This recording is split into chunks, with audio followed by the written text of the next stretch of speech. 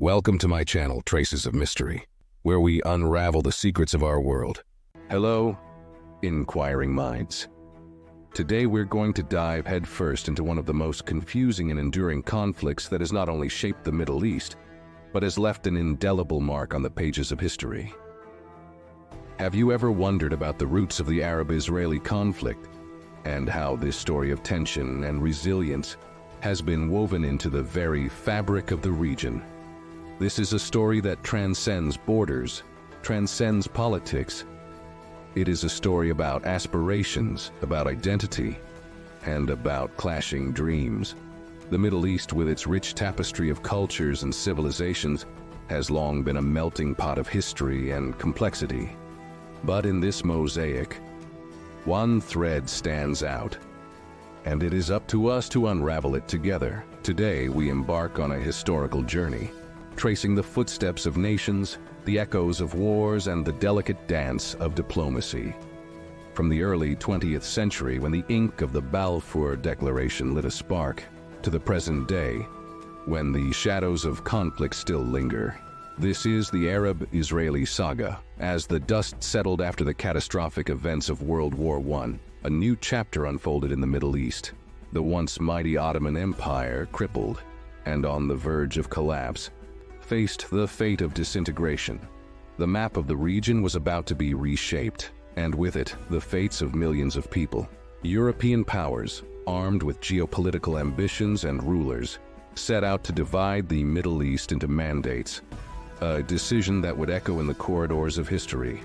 The intricate tapestry of the Middle East has been torn apart, as borders have been drawn without regard to ethnicity, religion, or tribe. A patchwork of nations, each with its own history and identity, which often sows the seeds for future conflicts. The very complexity we were discussing earlier was amplified when different communities found themselves within newly defined borders, setting the stage for tensions that would resume for decades to come. Against the backdrop of these geopolitical realignments, a movement known as Zionism began to gain momentum.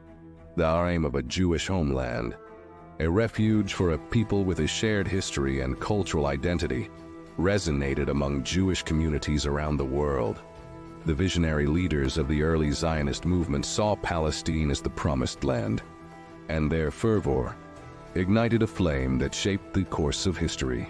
The pinnacle of this movement was the Balfour Declaration of 1917. In a letter from British Foreign Secretary Arthur Balfour to Lord Rothschild, a prominent British Zionist, the British government expressed its support for the establishment in Palestine of a national home for the Jewish people. This declaration was a turning point, a promise that fueled the aspirations of a community yearning for a place to call its own. This promise, however, was not without its complexities and contradictions. Land that had deep historical and cultural significance for diverse communities suddenly became a center of contention. The stage was set, and the seeds of the Arab-Israeli conflict were sown, intertwined with the historic decisions and declarations of peace that emerged after the First World War. Fast forward to the turbulent post-war years, where the fate of Palestine hung in the balance. The international community, grappling with the complexities of the region, put forth the United Nations Partition Plan of 1947. This ambitious plan sought to divide Palestine into separate Jewish and Arab states, with Jerusalem as an international city under UN administration. The vision was clear on paper, but the reality would prove to be far more convoluted. The partition plan was met with mixed reactions.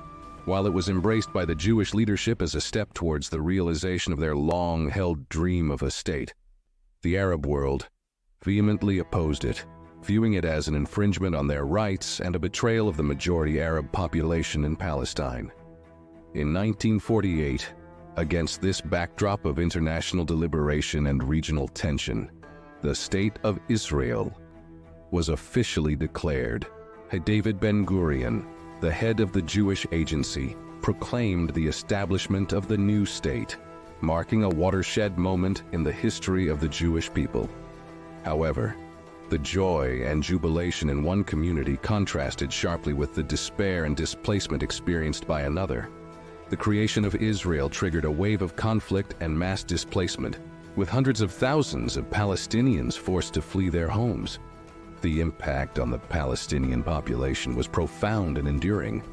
Families were torn apart and communities were uprooted, setting the stage for a refugee crisis that would become a defining element of the Arab-Israeli conflict. The Nakba, meaning catastrophe in Arabic, encapsulates the Palestinian experience during this period. It represents not only the loss of land, but also the loss of livelihoods, homes, and a way of life. The scars of the Nakba are still felt today, underscoring the complexity and depth of the conflict that emerged from the ashes of partition and statehood. The declaration of the State of Israel in 1948 marked the beginning of a turbulent chapter in the Middle East. The Arab-Israeli Wars, a series of conflicts that unfolded over the ensuing decades, shaped the geopolitical landscape and perpetuated the cycle of violence. The first of these wars occurred in 1948, as neighboring Arab states sought to contest the establishment of Israel. The conflict extended into the Sinai Peninsula, the Golan Heights, and the West Bank. Borders were redrawn, territories were occupied, and the echoes of war reverberated through the region. The aftermath laid the foundation for enduring territorial disputes that would become flashpoints in subsequent conflicts. The Six-Day War of 1967 was a pivotal moment, lasting only 6 days, but reshaping the region's map dramatically. Israel, facing imminent threats from surrounding Arab nations, launched a preemptive strike and swiftly captured the Sinai Peninsula, the Golan Heights, the West Bank, and East Jerusalem. The war not only solidified Israel's military dominance, but also deepened the complexities of the Arab-Israeli conflict, intensifying the struggle for control over disputed lands. In the aftermath, the United Nations passed Resolution 242, calling for the withdrawal of Israeli forces from the occupied territories in exchange for recognition of Israel's right to exist within secure and recognized borders. However, the implementation of this resolution remained elusive, setting the stage for continued tension and conflict. The Yom Kippur War of 1973, also known as the October War, brought further upheaval to the region. Fought between Israel and a coalition of Arab states, this conflict was marked by surprise attacks and intense battles. The war highlighted the strategic importance of territories like the Sinai Peninsula and the Golan Heights, as both sides engaged in fierce struggles for control. The aftermath of these wars left a legacy of distrust, bitterness, and unresolved territorial disputes. The Sinai Peninsula was eventually returned to Egypt in the Camp David Accords of 1978, but the West Bank and the Golan Heights remained contested, laying the groundwork for continued strife and diplomatic challenges. After decades of conflict and war, the 1990s brought a glimmer of hope to the Middle East when the Oslo Accords were signed in 1993. The Accords, negotiated in secret talks in Oslo, Norway, marked a historic moment of recognition and dialogue between Israel and the Palestine Liberation Organization, PLO. Under the leadership of Israeli Prime Minister Yitzhak Rabin and PLO Chairman Yasser Arafat, the parties agreed on a framework for peace, outlining a plan for the gradual withdrawal of Israeli troops from parts of the West Bank and Gaza Strip, and the establishment of Palestinian autonomy. The Oslo Accords were hailed as a breakthrough, offering a glimmer of hope for a long-term solution to the long-running conflict. However, the road to peace has been fraught with difficulties. The Camp David Summit in 2000, organized by then U.S. President Bill Clinton, was aimed at resolving the final status of the Israeli-Palestinian conflict. The talks, attended by Israeli Prime Minister Ehud Barak and Palestinian Authority President Yasser Arafat, focused on issues such as borders, the status of Jerusalem, and the right of return for Palestinian refugees. Despite intense negotiations, the summit ended without a final agreement. The failure to resolve key issues led to renewed tensions, and violence erupted again in the region, known as the Second Intifada. Following the Camp David summit, negotiations continued at the Taba summit in 2001. Although progress was made on a number of fronts, the talks were eventually broken off due to elections in Israel, leaving many issues unresolved. The Taba summit, though inconclusive, demonstrated the persistence of diplomatic efforts, even in the face of setbacks. Throughout this tumultuous period, international actors played a crucial role in facilitating peace negotiations. The United States, the United Nations, and other organizations have been involved in diplomatic efforts to reach agreements and promote dialogue. Their involvement underscores the realization that peace requires not only the cooperation of the parties directly involved, but also the support and assistance of the international community. The diplomatic efforts continued. The focus shifted to addressing the complexities on the ground, particularly in the Gaza Strip and the West Bank. These territories, with their intertwined history and contested status, have been at the heart of the Arab-Israeli conflict. The Gaza Strip, under the control of Hamas, and the West Bank, administered by the Palestinian Authority, have been focal points for discussions on statehood, autonomy, and self-determination.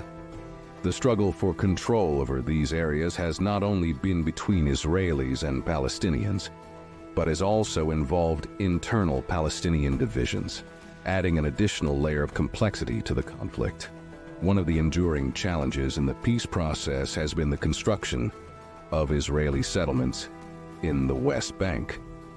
These settlements, considered illegal under international law, have been a major point of contention.